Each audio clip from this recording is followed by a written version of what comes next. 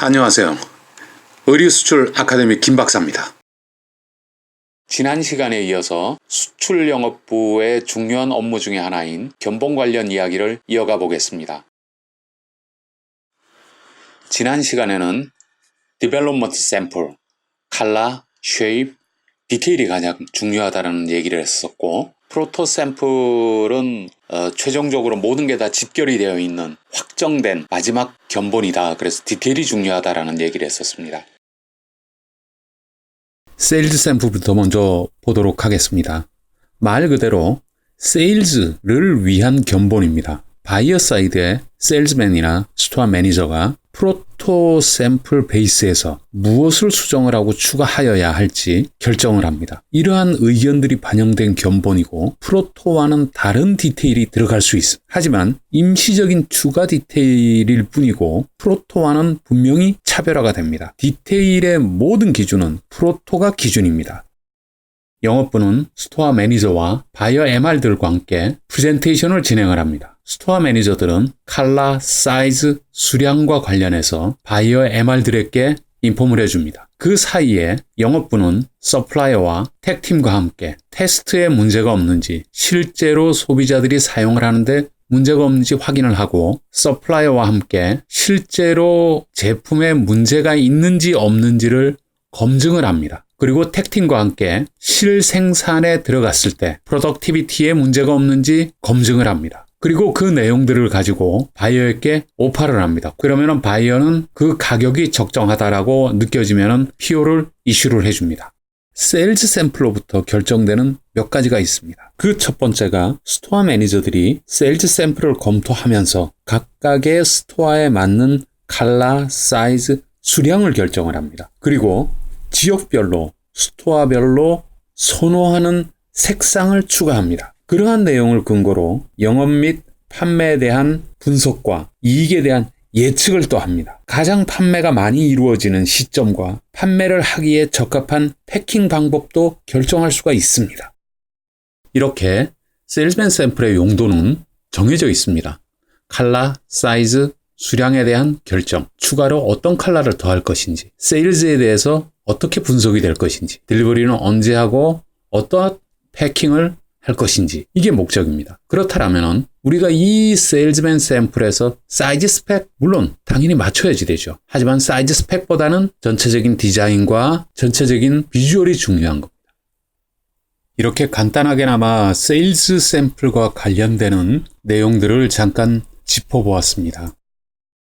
다음은 P샘플에 대해서 알아보도록 하겠습니다. P샘플 말 그대로 입어서 편안하고 기능성이 제대로 보여지고 외관에 크게 문제가 없고 디테일에 큰 문제가 없어야 됩니다. 사실 편안하다라고 하는 거는 굉장히 주관적이기 때문에 객관적인 부분을 맞추기는 굉장히 어렵습니다. 하지만 바이어들이 요구하는 거는 가장 편안한 그런 옷들을 원하기 때문, 그리고 펑셔널한 부분들은 이미 자재에서 이미 걸러졌기 때문에 펑션은 정리가 돼서 들어옵니다. 그리고 어피어런스와 관련해서도 제품을 만들고 나서 완성 단계에서 어떻게 조절을 하느냐에 따라서 달라집니다. 하지만 편안함은 굉장히 맞추기가 어렵습니다. 우리가 샘플 작업을 하면서 제일 어려운 작업이 이 작업입니다. 또한 시간도 가장 많이 허비가 되는 공정이기도 합니다. 핏 샘플은 바이어 MR과 QC, 세일즈맨이 디벨롭먼트 샘플이나 프로토 샘플을 보고 퀄리티 체크를 거치고 코멘트들이 발행이 됩니다. 그 전달받은 내용을 가지고 택팀과 같이 상의를 해서 샘플을 다시 제작을 해서 택팀에서의 디테일 체킹을 하여서 핏 샘플을 바이어에게 발송합니다. 핏 샘플의 경우에는 보통은 모델 핏이나 더미 핏을 합니다. 단순하게 스펙을 재거나 패턴만 보는 것이 아니고 소비자의 평균 체형에 맞춘 더미나 모델들을 활용을 해서 옷의 편안함과 기능성 등을 확인을 하는 과정을 거칩니다. 그걸 우리가 피팅이라고 부릅니다.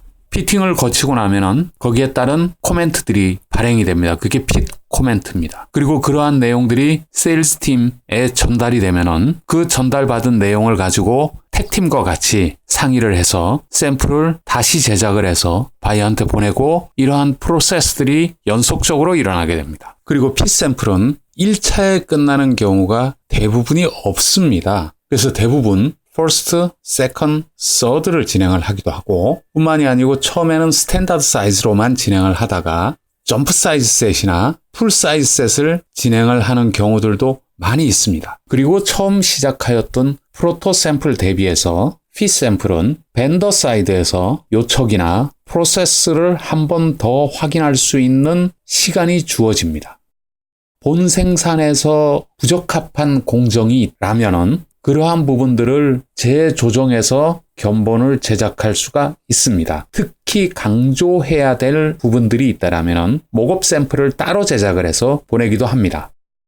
보내준 샘플이 QC나 디자이너의 기준에 맞다라면 파이널 핏 코멘트를 보내주고 스테이러스가 끝나게 됩니다. 이렇게 1차, 2차, 3차 풀 사이즈 셋을 진행을 했음에도 불구하고 벤더에서 제대로 된 핏이나 편안함을 주어지지 못한다라고 판단이 된다라면 바이어들은 리젝과 함께 오더 캔슬을 하게 됩니다. 이처럼 핏 샘플은 오더의 향방을 결정을 할 만큼 굉장히 중요한 샘플입니다. 그리고 타이밍도 굉장히 중요합니다. 특히 우리가 오더를 진행하기 위해서 타임 앤 액션 캘린더를 짜는데 그 T&A 상에서 가장 어려우면서도 가장 오랜 기간이 소요되는 스테이러스이기도 합니다. 핏 샘플과 관련되는 부분들은 오늘은 간략하게 설명만 하고 다음번에 한번 시간을 내서 어떻게 진행을 하고 무엇을 중심으로 해서 맞춰야지 되는지 좀 더 디테일한 부분들과 관련해서 한번 따로 시간을 갖도록 하겠습니다. FPP를 보도록 하겠습니다.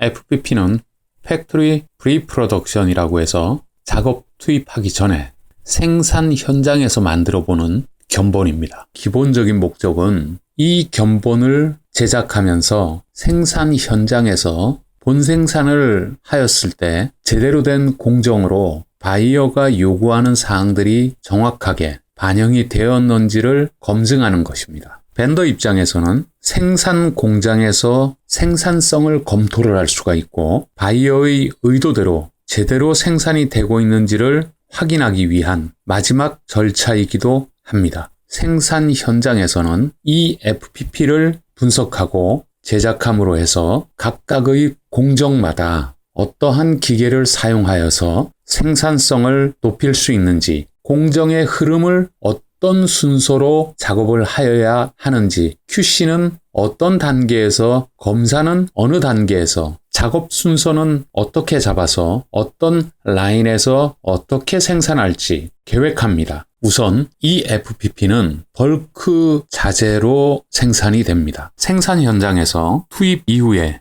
완성을 거쳐서 패킹까지 가기 위해서는 모든 공정들이 다 검증이 되어야지 됩니다. 그러려면 FPP 샘플은 벌크 자재를 사용을 하고 파이널 코멘트가 반영된 패턴을 사용을 해서 견본을 만들고 생산을 하고 생산이 마무리되는 대로 즉시 완성이 되고 그리고 그에 따라서 패킹이 이루어져야지 됩니다.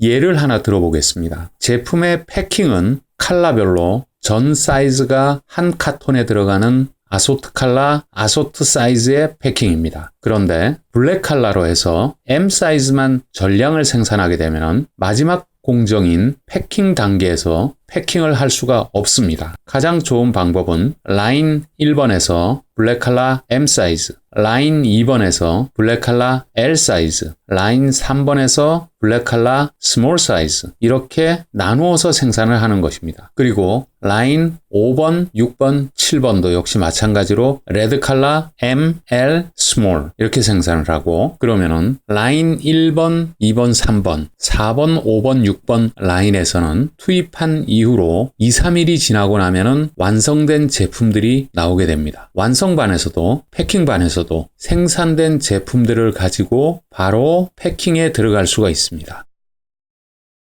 생산 라인에서 투입을 하고 완성을 해서 바로 패킹에 들어갈 수 있도록 하려면은 모든 자재와 패턴, 코멘트들이 최종적으로 반영되어야지 됩니다. 이렇게 2회차에 걸쳐서 각각의 샘플 단계별로 무엇이 중요하고 무엇이 덜 중요한지 설명하였습니다. 이번에 이 영상을 준비를 하면서 출장도 끼어 있고 가장 바쁜 시기다 보니까 준비가 좀 늦어졌습니다. 다음번 시간에는 생산과 관련해서 무엇을 준비하고 또 무엇을 중점적으로 보아야 할지 살펴보도록 하겠습니다. 이상으로 특별할 것 없지만 아주 특별한 의료수출 아카데미 김 박사였습니다.